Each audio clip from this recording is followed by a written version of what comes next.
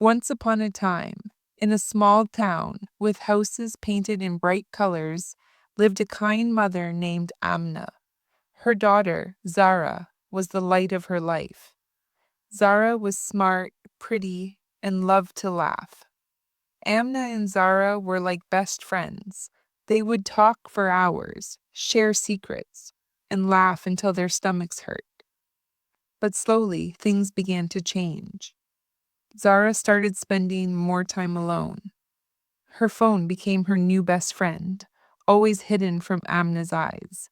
She would come home late, tired and quiet. Amna felt a cold wind blow between them, a strange silence that made her heart ache. Amna tried to ask, "Is everything okay, my dear?" Zara would just nod quickly, her eyes looking away. The happy talks at dinner stopped. Amna knew something was wrong, deep down in her mother's heart. One sunny afternoon, Amna found Zara's small, pretty notebook on her bed. Zara always kept it private. Amna never looked in Zara's things. But today, a strong, bad feeling pushed her. She felt she had to look. The notebook was open to a page. Amna saw a name written again and again, Arman. And then, words that made Amna's blood turn cold. My love, my soulmate, even if he belongs to another. Amna felt like the ground moved under her feet. Her breath caught in her throat. The notebook fell from her shaking hands, hitting the floor with a soft sound. Arman. He was a married man in their town. He had a wife and 2 small children. Amna had seen him, a happy family man. How could this be? How could her sweet Zara be involved with him? Amna sat on Zara's bed, feeling sick. How could her daughter, whom she taught good values, fall for such a wrong path? Zara, who always stood for what was right, the girl who cried for unfairness. The next few days were like a bad dream. Amna walked around like a ghost. She watched Zara, really watched her, now with sad eyes. She saw Zara's face light up when she looked at her phone. She saw how Zara dressed up, trying to look special, all for him, all for Arman. Amna wanted to scream, to shake Zara, to tell her to stop. But she was scared of pushing Zara away even more. What if Zara got angrier? What if she went deeper into this secret love? One evening, Amna couldn't hold the secret inside anymore. Zara was in her room, listening to sad music. Amna knocked softly on the door, her heart beating fast. "Zara, can I come in?" Amna's voice was very soft. Zara took off her headphones. "Sure, Mama." Amna sat on Zara's bed. The air was thick with words not spoken. Amna took a deep breath. "My dear," she started, her voice shaking. I know you are going through something. You seem different." Zara's eyes got small. "I'm fine, Mama. Just tired from college." Amna knew it was a lie, but she kept going, her hands tight in her lap. "Zara, I love you more than words can say. Your happiness is all I want, but I'm worried." Zara sat up straight. "Worried about what?" she asked, her voice a little hard. This was it. Amna's voice was almost a whisper. "I know about Arman." Zara's face lost all color. Her eyes, usually so bright, became dark with shock and anger.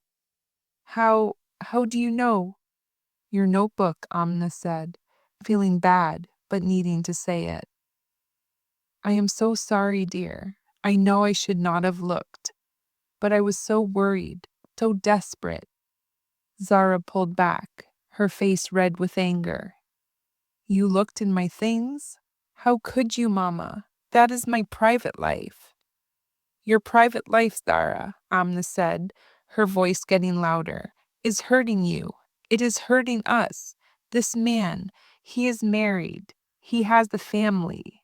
"He is not happy," Zara cried. her voice rising to a shout. He told me. He is stuck in a marriage with no love. We belong together, Mama. He understands me like no one else. Amna felt a sharp pain, like ice in her heart. He is telling you what you want to hear, dear. This is not love. This is a lie. It is built on hurting other people.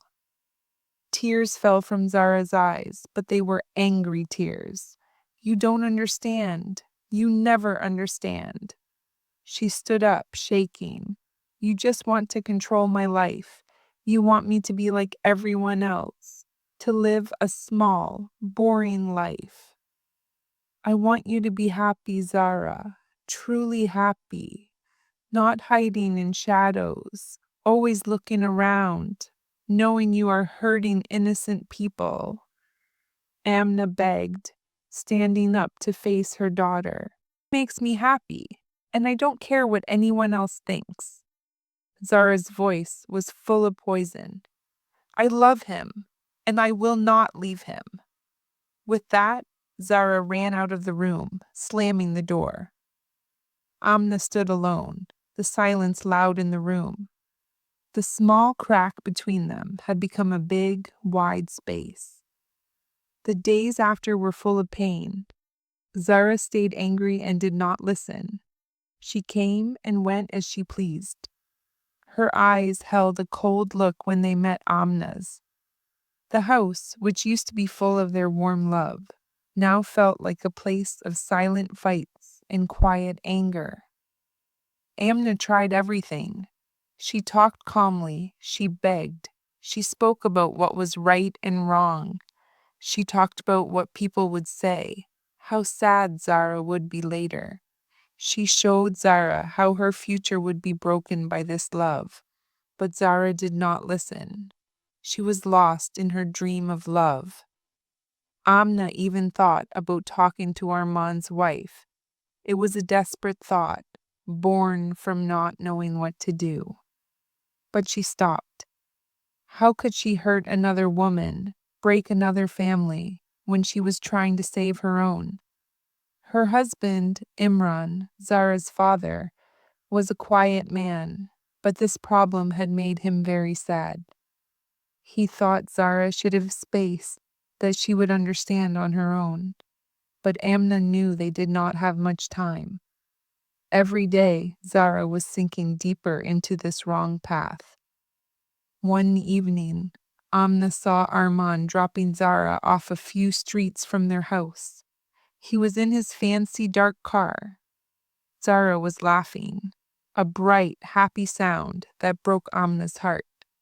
Seeing this made Amna feel a strong, hot anger. This man playing with her daughter's young heart. This had to stop. She waited for Zara to come home. When Zara walked through the door, humming a song, a dreamy smile on her face, Amna faced her. Amna's voice was shaken with anger she could barely hold back. You are destroying yourself, Zara. Can't you see? This man, he is using you. He is taking advantage of your youth, your good heart. Zara's dreamy smile disappeared. Her face turned hard and angry again. He loves me. He says he will leave his wife for me. Amna gave a sad laugh.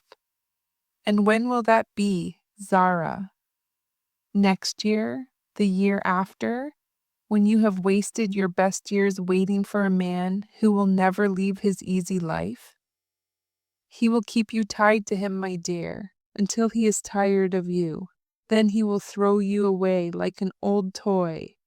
The words were hard and painful. They hung in the air. Tears filled Zara's eyes, but they were tears of anger. You are just jealous. You want me to be sad like you. That sentence hurt Amna deeply. Sad, Zara? I have given my life to you. I have tried to give you everything. And this is how you thank me? By throwing away your future for a man who does not deserve you? Zara ran to her room, slamming the door. Amna leaned against the wall, tears finally falling. The house felt like a tomb. She was losing her daughter little by little. Amna knew she could not give up. She had to fight, even if Zara hated her for it. She started to learn more about Armand, not to be mean, but because she desperately needed to find something, anything, that would open Zara's eyes. She found out he was a powerful man, and his family was respected in their town. The thought of Zara being part of such a public scandal, being known as the other woman, filled Amna with fear. One afternoon, Amna got a call from a far-off relative. This relative loved to talk about everyone's business. The relative, not knowing Amna's pain, talked about a rumor about Armand, that he was seeing a much younger woman. The relative laughed, saying it was just talk. But Amna's blood turned cold. The rumor was out. It was no longer a secret shame. Amna knew this was her chance. She could not protect Zara from the truth anymore. She had to show Zara the truth herself, before everyone else did. She waited for Zara to come home from college that evening. Zara looked tired, her eyes a little less angry, a little more sad. The hard work of keeping her secret was making her tired. Amna sat Zara down. Her voice was calm, not angry, but full of deep sadness. Zara, I heard something today. Zara looked up, her face careful. People are talking, Amna continued, looking straight at Zara. About Armand, about you. Zara's face turned white. What are you saying? They are saying he's having an affair with a younger woman. It is becoming known to everyone. Amna watched her daughter's face carefully, seeing the growing fear in her eyes. Do you understand what this means, my dear? Your name, our family's name, will be dragged in the mud. You will be seen as the woman who broke a family, who destroyed a home. Is that what you want? Zara's strong front broke. She stared at Amna, her lips shaking. No, they wouldn't. They will, Zara. Because it is the truth, isn't it?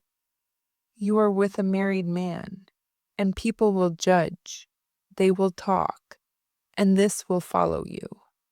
Every job interview, every party, every new relationship in the future will be spoiled by this.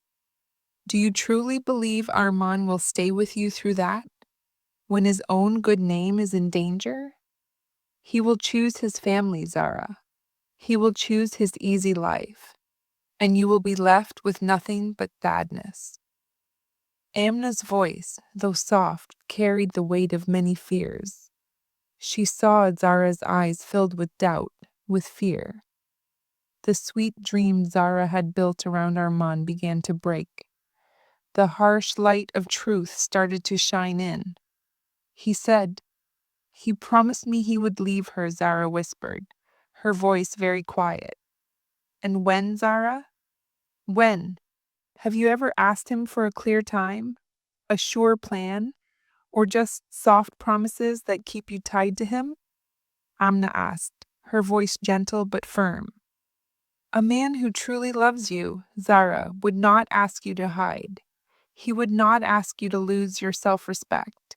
He would build a life with you, openly, honestly. This is not love, my dear. This is a game, and you are losing." Zara started to cry, a deep, heartbroken sob that cut through Amna's heart. It was the first real cry Amna had seen from her in months. Zara cried for her broken dreams, for the fantasy she had held on to so strongly. She cried for the pain she had caused her mother, for the wrong a mother's pain, when her daughter loved a married man, choices she had made. Amna held her daughter close, rocking her gently, like she did when Zara was a baby. The smell of jasmine, which had felt heavy before, now felt soft and comforting, a reminder of their strong bond. "It hurts, Mama," Zara sobbed, her voice covered by Amna's shoulder. "It hurts so much." "I know, my dear," Amna whispered, her own tears mixing with Zara's. "I know it does. But this pain, it will go away. And when it does, you will be stronger, wiser. You will find a love that is honest, true, and worthy of you." The path back was not easy. There were times of deep sadness, of still feeling tied to Armand, of the slow, painful work of letting go of a false dream. Zara was sad for losing Armand and the future she imagined with him. But this time, she was sad openly, with her mother by her side. Amna helped Zara through the hard feelings, giving her a safe place to cry, to understand the pain, and to see how Armand had used her. She told Zara to focus on her studies, to meet her friends again, to rebuild her life piece by piece. People talked, of course. Society, always ready to judge, cast its shadow. But Zara, made strong by her mother's never-ending support, slowly began to take back her own story. She learned to stand tall, to understand that her worth was not defined by the mistakes she made, but by how strong she was, how much she could grow, and how she wanted a better future. One sunny afternoon, many months later, Amna watched Zara laugh with her friends in the garden. It was a real, happy laugh. The smell of jasmine filled the air, light and sweet. Zara looked at her mother and smiled, a pure, heartfelt smile that reached Amna's heart. In that moment, Amna knew her painful fight had been worth it. Her daughter had learned the truth. It had almost been too late, but love, strong and never giving up, had won. The cracks were still there, maybe, but now they were filled with the gold of strength, making the vase even more beautiful than before.